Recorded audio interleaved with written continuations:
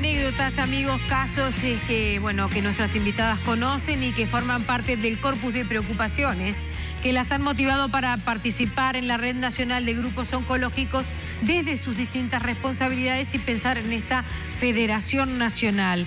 En el marco entonces de este 4 de febrero, Día Mundial del Cáncer, Uruguay se suma a esta jornada de reflexión sobre el impacto de la enfermedad y sobre cómo combatirla. Ustedes recibieron ayuda de Argentina para una campaña que comenzaron a difundir ayer, ¿verdad? Un grupo de allá, primo hermano de ustedes. Continuamos difundiendo ayer. Ya le habíamos hecho nosotros la primera tirada, digamos, el año pasado, cuando también hicimos una campaña de concientización que repetimos en Villa Biarritz. Y después hicimos otra arrancamos en la Plaza Matriz, luego la hicimos en Villa Biarritz, pero la de Villa Biarritz fue precisamente la del 4 de febrero el año pasado, y todos los grupos del interior vinieron a Montevideo, no todos, pero gran parte de ellos, de los integrantes, precisamente a realizar la campaña con nosotros. Estamos viendo en pantallas esos folletos. Por ahora es el yo puedo, nosotros podemos. ¿Qué?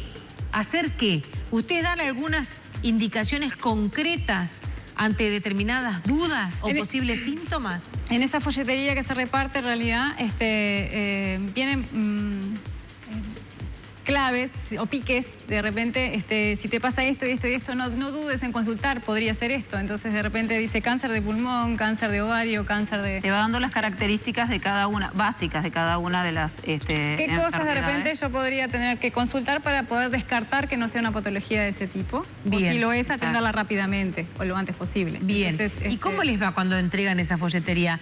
¿Qué dice la gente? Fue muy interesante. La primera vez que lo hicimos, que Betina se ríe porque muchas veces íbamos cambiando el versito que íbamos diciendo, porque si hablábamos directamente de cáncer, la gente, como en algunos casos, lo rechazaba.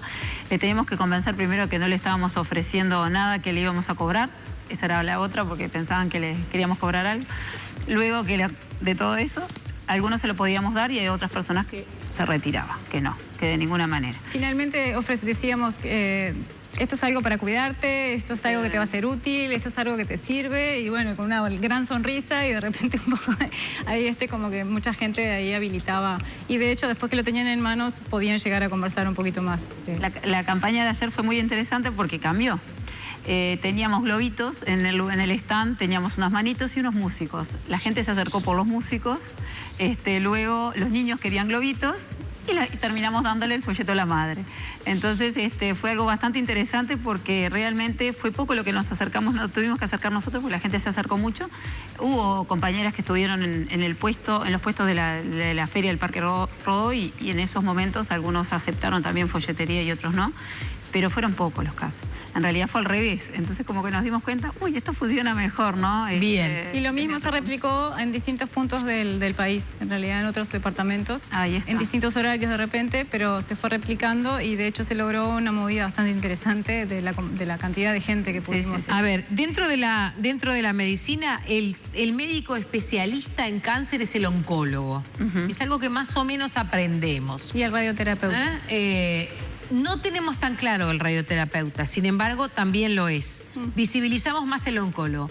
¿Qué pasa con todas las otras ramas de la medicina y cómo se llevan con un paciente que es su paciente hasta determinado momento y en determinado momento se convierte en un paciente oncológico? ¿Cómo es ese tránsito y qué pueden hacer ustedes? Bueno, una de las cosas que estábamos diciendo era que, bueno, que es clave lograr que los médicos, hasta de médico de medicina general, tenga un pantallazo mínimo de lo que es los problemas de oncología, porque muchas veces el paciente llega, incluso el paciente ya diagnosticado, que ya se sabe que, bueno, le vino una gripe y está diagnosticado con cáncer, y a veces llega a una puerta de una emergencia y el sistema de salud a veces no sabe mucho cómo manejarse, no saben qué darle, qué no darle, qué se le dio al paciente. Por eso a veces se le pide al paciente que sepa la medicación que se le fue dando en las quimios, por ejemplo. Que eso no porque lo las quimios pueden ser de distintas cócteles químicos. Exacto, y tiene que saber qué fue exactamente lo que se le dio para ver qué se le podría dar. y para que no haya un problema peor, se trate de mejorar y sea peor la situación. Pero en ese sentido nos pasa que los médicos en general, si no están vinculados con la oncología, hay veces que van haciendo los pasos de protocolo que existen. Bueno, te hago la placa de esto, te hago el estudio de esto. Cuando llegamos al problema que es realmente serio, se perdió un tiempo considerable, que es una enfermedad que corre contra el tiempo. ¿Y ustedes qué pueden hacer como federación en ese sentido? En principio, nosotros lo que ya estamos haciendo es la formación a los pacientes, que es esto, un poco lo que dice Raquel, que yo como paciente tenga mi responsabilidad también de saber qué estoy tomando, cómo lo estoy tomando, qué efectos tiene, o sea, todo eso que yo me informo en realidad de lo que me está pasando a mí. Para eso también hay que tener cierta salud mental. Sí. Porque es una noticia que a veces es un pecharse con un tren, ¿no? Por razones que sea, a veces hasta de fantasía, pero no siempre el paciente puede. Ahí el que tiene que poder es el médico. Sí, pero bueno, después tenemos la contrapartida, que sería muchas veces los médicos dicen que se ven sobrecargados, y de hecho lo es cierto. Y ahí es donde decimos que el sistema a veces no favorece ni a unos ni a otros, porque en realidad se exige mucho a veces en tiempos, en demandas de cantidades de pacientes saber atender, y eso genera que el médico muchas veces se vea sobrecargado y sobregirado, si se quiere, con situaciones, y no responde de repente de la misma manera que podría atender si estuviera más distendido y más tranquilo. Entonces, eso un poco es la defensa del médico, pero también el paciente sí, bueno, yo no tengo la culpa, te dice el paciente, y es la realidad. Y además estoy enfermo.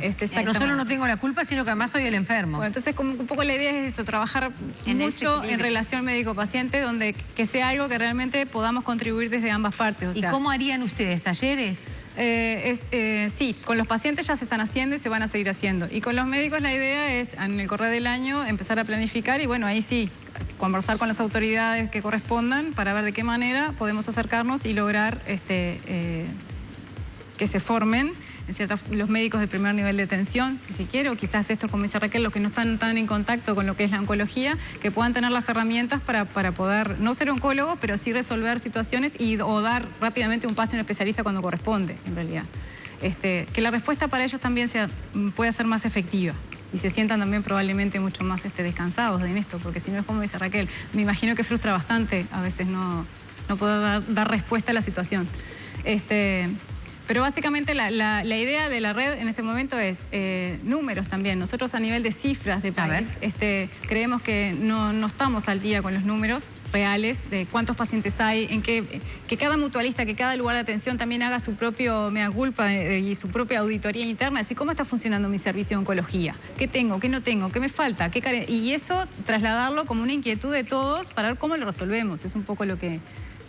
O sea, hay que sentarse también a mirar un poco cada lugar, porque no es que acá se esté atacando que en tal lado es así y en tal otro es así. No, veamos por qué en ese lugar es así, qué es lo que falta en ese lugar, porque como te decía, si vamos al caso de Latinoamérica, somos uno de los países que funciona mejor, o sea, en atención oncológica. O sea que hay cosas que también hay que valorarlas. Tenemos algo bueno, queremos mejorarlo.